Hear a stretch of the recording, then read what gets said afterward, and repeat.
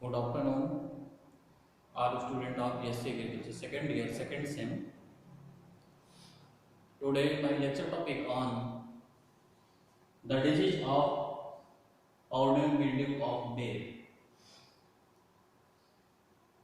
आज का lecture topic है पाउडरी मिल्ड्यू ऑफ बेर पर। जैसा कि आप सब लोग पता है, इसके पहले लेक्चर में कंटिन्यू ग्रेप्स पे लेक्चर लिया, इसके बाद एप्पल पे लिया, एप्पल के बाद आज हॉर्टिकल्चरल डिजीज के अंतर्गत बेर पर लेक्चर टॉपिक है। और ये बेर का जो लेक्चर टॉपिक है ये एग्जामिनेशन के पर्पज से बहुत इम्पोर्टेंट लेक्चर टॉपिक है और इसको सामान्य रूप से एकेडमिक एग्जामिनेशन के साथ साथ कॉम्पिटिटिव एग्जामिनेशन में भी पूछा जाता है। तो let's now start my lectures on powdery mildew of bear. The powdery mildew of bear is caused by Oidium erysipetes foreign special Zizalfi. And then nature of disease. The powdery mildew of bear is a airborne disease. Then nature of pathogen. The erysipetes is a obligate parasite. Then economic importance means आर्थिक महत्व। जैसा कि आपको बताया मैं कि powdery mildew of बेर जो ओइडियम एरिसाइपोइड्स फॉर्मिंग स्पेशल जिसका जिजाइफी है, इसके कारण काज किया जाता है। और ये जो ओइडियम है, ओइडियम फंगल सबडिवीजन एस्कोमाइकोटिना के अंतर्गत आता है। मींस ओइडियम सबडिवीजन एस्कोमाइकोटिना में बिलोंग करता है। तो इस तरीके से आपको ये कॉन्सेप्ट क्लियर हो जाएगा कि सबडिवीजन एस्कोमाइकोटिना के अंतर्गत जो भी स्पोरुलेशन बनते हैं, मींस सबडिवीजन एस्कोमाइकोटिना में जो माइसेलियम होता है वो देन सेप्टेट होता है। इस तरीके से माइसेलियम सेप्टेट होता है, ये माइसेलियम है, सेप्टेट होता है। और ये माइसेलियम किसी होस्ट के अपर सरफेस पे, मींस एक्टोफाइटिक नेचर होता है इनका, तो सरफेस के ऊपर रन करता है और इस माइसेलियम के ऊपर कोर्डियोफोर बनता है और कोर्डियोफोर के ऊपर कोर्डिया बनता है और ये कोर्डिया एज ए सेक्सुअल स्पोर के रूप में जाना जाता है। जैसा कि आप सभी स्टूडेंट को इस बात का ध्यान है। नेक्स्ट, मैच्योर जो कोर्डिया है वो कोर्डियोफोर के ऊपर सिस्टमेटिकली अरेंज होता है, स्टेप बाय स्टेप अरेंजमेंट होता है इनका। और दूसरी प्रकार से जो दूसरा सेक्सुअल स्पोर है, सेक्सुअल स्पोर के रूप में इसमें एस्कोस्पोर बनता है। कल के लेक्चर के डेट में मैंने आपको बताया एस्कोस्पोर के अंतर्गत ओइडियम में जो है कि सेक्सुअल जो स्ट्रोमा होता है वो क्लिस्टोथेसिया बनता है। जैसा कि आपको पता है कि क्लिस्टोथेसिया एक सेक्सुअल प्रोटीन बॉडीज है और ये क्लोज होता है, कॉम्पैक्ट होता है, हार्ड रेस्टिंग बॉडी के रूप में सॉइल के अंदर सर्वाइव होता है और इनके अंदर एस्कस पाया जाता है और एस्कस के अंदर एस्कोस्पोर पाया जाता है। जैसे ही सुटेबल एनवायरनमेंट मिलता है, ये क्लिस्टोथेसिया का वाल ब्रस्ट हो जाता है, एस्कस बाहर निकलता है और एस्कस बाहर जब निकल जाता है तो उसका वाल ब्रस्ट होने बाद उसके अंदर जो एस्कोस्पोर पाए जाते हैं वो एस्कोस्पोर इस एस्कस से बाहर निकल जाते हैं और यही एस्कोस्पोर प्राइमरी इन्फेक्शन काज करते हैं बेर में। और इस तरीके से इनका डिजीज साइकिल प्राइमरी इन्फेक्शन काज करते हैं। फिर एसेक्सुअल रिप्रोडक्शन होता है, माइसीलियम बनाता है, माइसीलियम को ऊपर कोनोडियोफोर बनता है, कोनोडियोफोर के ऊपर कोनोडिया बनता है और ये कोनोडिया फिर विंड के द्वारा हेल्दी ट्री पे पहुंचता है। पहुंचने के बाद फिर इनका जर्मिनेशन होता है, जर्म ट्यूब डेवलप करके इन्फेक्शन काज करते हैं। इस तरीके से इनका सेकेंडरी इन्फेक्शन होता है और ये कंटिन्यू क्रॉस डिजीज साइकिल चलता रहता है, जैसा कि आप सभी लोगों को पता है। लेकिन नेक्स्ट पॉइंट है इनका nature of pathogen. Nature of pathogen के अंतर्गत ये ऑब्लिगेट पैरासाइट के नेचर के होते हैं। नेक्स्ट पॉइंट है economic importance, means powdery mildew of बेर का आर्थिक महत्व क्या है। द पाउडरी मिल्ड्यू ऑफ बेर is a most important disease in बेर। They are generally occur in subtropical areas whereas bear is cultivated. Means बेर में लगने वाला पाउडरी मिल्ड्यू बहुत इंपॉर्टेंट बीमारी है, डिजीज है और ये बेर में जहां जहां पे इनका कल्टीवेशन होता है या ये पाए जाते हैं वहां पे ये बीमारी देखने को मिलते हैं। इसके साथ साथ अगला पॉइंट है in case of economic importance the disease is notice generally in the end of October and prevail from November to April। ये बीमारी बेर पे सामान्य रूप से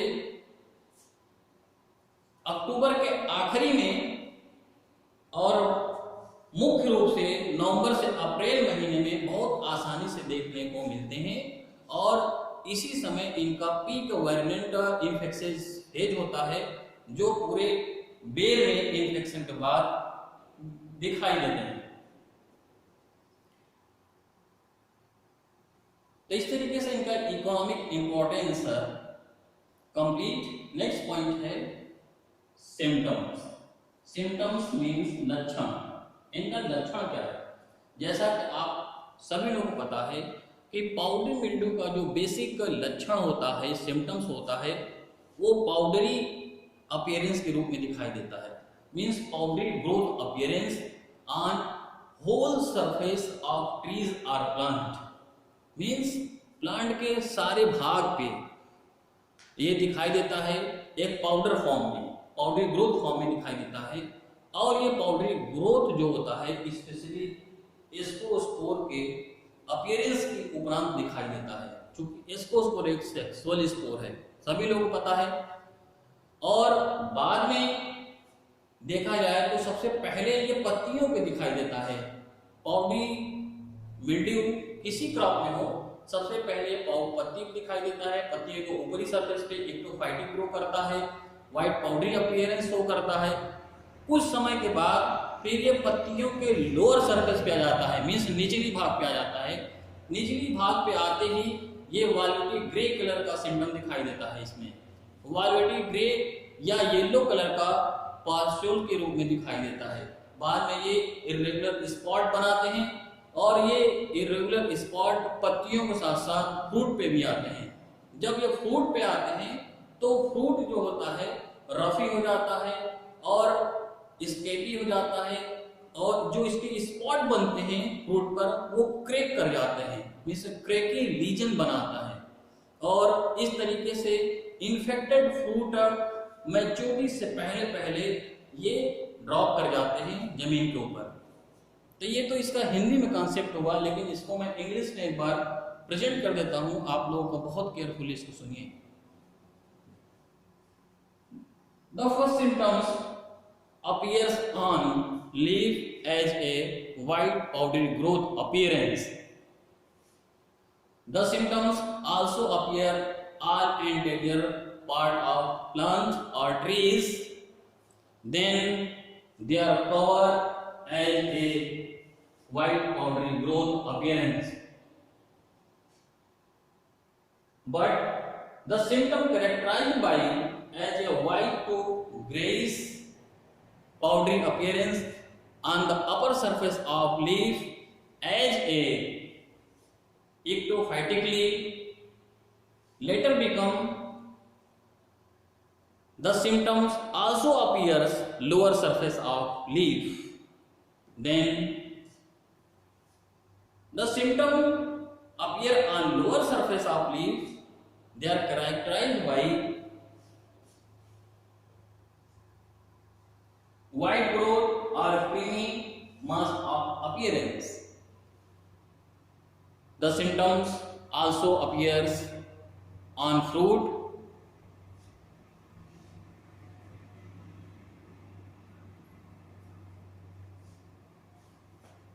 The fruit is a roughy, craggy spot produced,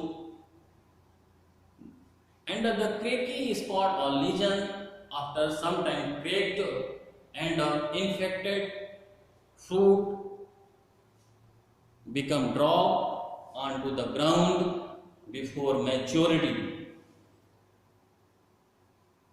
The symptoms also appears on anterior twigs as a white powdery growth appearance, so that the symptom is a completed in English. तो आपको हिंदी में मैंने बता दिया, हिंदी के साथ साथ इंग्लिश में भी मैंने आपको बता दिया इसका सिम्टम्स क्या होता है। और जो एरिसाइफी है, जनरा एरिसाइफी इक्टोफाइटिक पैथोजन का सबसे बेस्ट एग्जांपल है। ये अक्सर कंपटीशन में पूछता है कि एक कौन सा जनरा है जो इक्टोफाइटिक नेचर में होस्ट पे ग्रो करता है, तो एरिसाइफी सबसे बेस्ट एग्जांपल है। इसके बाद है एटियोलॉजी। नेक्स्ट पॉइंट है एटियोलॉजी। Etiology means हेतुकी।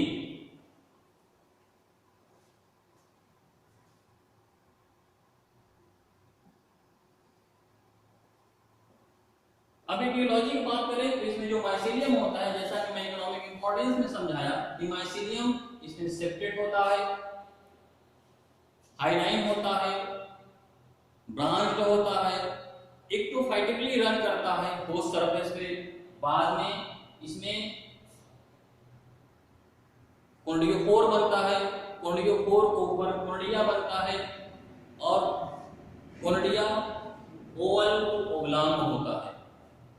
ये आपका ये माइसीलियम है, ये कॉन्डियोफोर है, ये कॉन्डिया है, ये मैच्योर कॉन्डिया है और ये होस्ट है।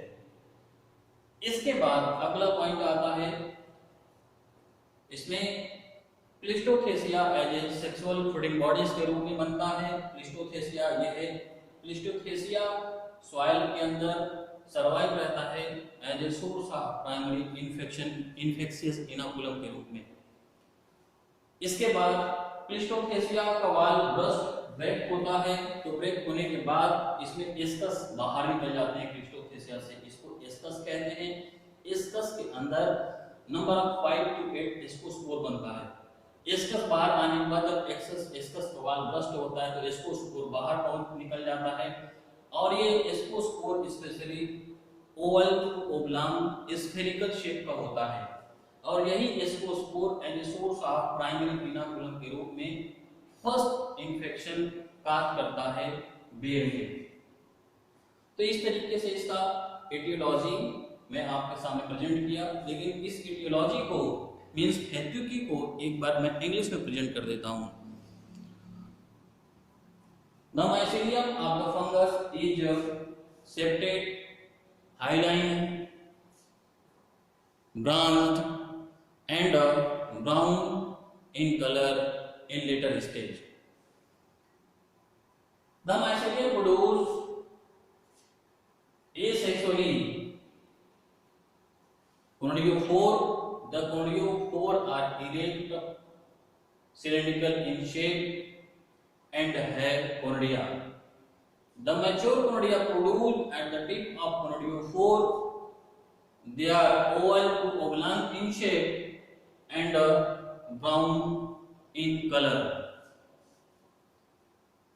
After some time, in successful sexual reproduction, they are produced sexual stroma called Pleistocracia. The Pleistocracia is a spherical, round, hard fruiting bodies of oidium, they are generally survive in soil as a source of primary inoculum. In favorable environmental condition, the Cleistothecia become active and the cleistothecial wall break and escapes out from the cleistothecial wall. The ascus germinate and the wall is burst. The ascus wall burst and ascospore out from the ascus. The ascospore get on healthy crops ROR already survive as an inoculum at infectious crop. They are germinate and produce germ tube and caused infection as a source of inoculum in bare trees. So etiology is complete. Next point है disease cycle. Disease cycle की बात करें तो इसमें disease cycle में primary survival inoculum के रूप में इसमें जो सर्वाइव रहता है या तो माइसेलियम होता है या तो फिर क्लिस्टोथेसिया होता है। अगर माइसेलियम सर्वाइव रहता है तो तीनों एनवायरमेंटल फैक्टर्स सुटेबल होते ही ये क्या एक्टिव होस्ट के ऊपर पहुंचता है, जर्मिनेशन करता है, फिर इन्फेक्शन काज कर देता है। इस तरीके से माइसेलियम के द्वारा प्राइमरी इन्फेक्शन होता है। लेकिन जब cleistothecia as a source of primary inoculum के रूप में सॉइल के अंदर सर्वाइव रहता है तो एनवायरमेंटल सुटेबल एनवायरमेंट मिलते ही ये क्लिस्टोथेसिया होस्ट के ऊपर पहुंचता है, इसका वॉल बर्स्ट होता है, फिर क्लिस्टोथेसिया से बाहर एस्कस निकलता है, फिर एस्कस का वॉल बर्स्ट होता है, फिर एस्कस के अंदर एस्कोस्पोर बाहर निकलता है और एस्कोस्पोर जर्मिनेशन करता है, फिर जर्म ट्यूब डेवलप करके इन्फेक्शन काज करता है। इस तरीके से इनका प्राइमरी इन्फेक्शन कहलाता है। इसके बाद माइसेलियम बनाता है, माइसेलियम के ऊपर कोर्डियोफोर बनता है, कोर्डियोफोर के ऊपर कोर्डिया बनता है और ये मैच्योर कोर्डिया विंड के द्वारा फिर हेल्दी होस्ट पे पहुंचता है। पहुंचने के बाद फिर जर्मिनेशन करता है, जर्मिनेशन के बाद जर्म ट्यूब डेवलप करता है, फिर ये इन्फेक्शन काज करता है।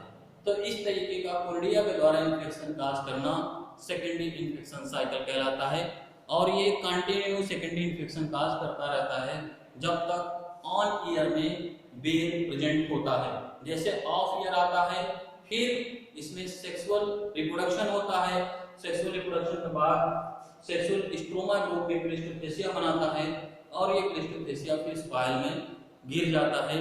Next primary inoculum infectious inoculum के रूप में वो सॉइल के अंदर पड़ा रहता है।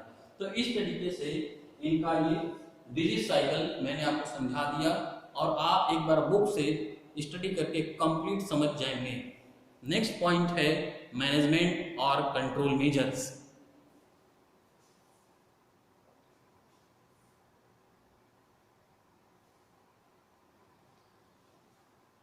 मैनेजमेंट और कंट्रोल मेजर्स की बात करें तो सबसे पहले cultural control measures. Cultural control measures point number first, field sanitation should be applied inside the orchard. The infectious plant debris should be collected and destroyed out of orchard then burned. Means जो orchard बगीचा के अंदर जो इसके tree के part गिरे होते हैं उनको कलेक्ट कर लेना चाहिए। कलेक्ट करने के बाद ऑर्चर्ड से बाहर ले जाकर उसको जला देना चाहिए। दूसरा पॉइंट है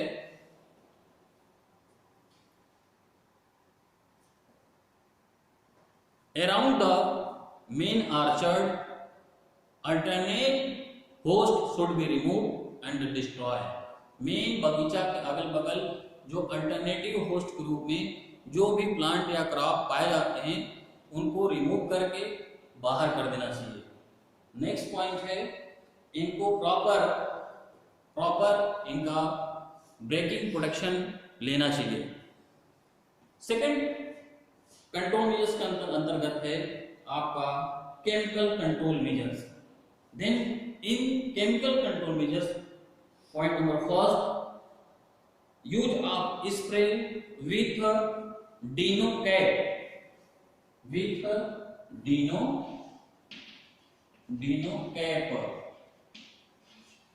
cap at the rate of 0.1%.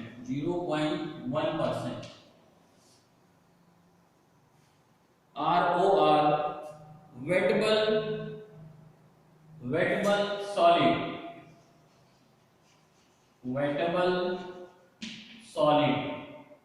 at the rate of 0.2%. Then they are used during first and the third week of November. Means हमको डिनो कैप 0.1% अमाउंट मिले करके स्प्रे करना चाहिए। अगर डिनो कैप के साथ साथ वो नहीं मिल रहा है तो वो वेटेबल सॉलिड लेकर के 0.2% अमाउंट मिले करके इसको स्प्रे करना चाहिए। और ये स्प्रे नवंबर के पहले और तीसरे सप्ताह में करना चाहिए।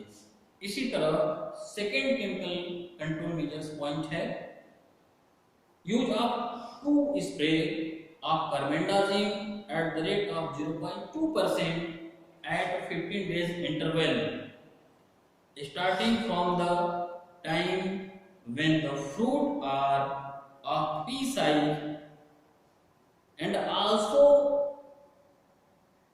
use of spray with Dino cap at the rate of 0.1% spray at a 10 to 15 days interval. Then Hindi में 2 स्प्रे कार्बेंडाजिम का करना चाहिए जिसका 0.2% अमाउंट लेकर के वो 15 दिन के अंतराल में करना चाहिए जब इसमें फ्रूट लग जाए और फ्रूट जो है कि पी पल्स, पी मीन्स मटर के साइज का हो जाए, उस समय आपको कार्बेंडाजिम का 0.2% एप्लीकेशन करना चाहिए। इसके साथ साथ अगर कार्बेंडाजिम नहीं मिलता है तो डिनो कैप का स्प्रे 0.1% एप्लीकेशन के अकॉर्डिंग करना चाहिए और 10 से 15 दिन के अंतराल में करना चाहिए। तो control measures point is a complete. Today my lecture topic on ordinate of base is finally completed. I will also meet in next lecture topic in tomorrow, so that my lecture topic is over. Thank you. That's all.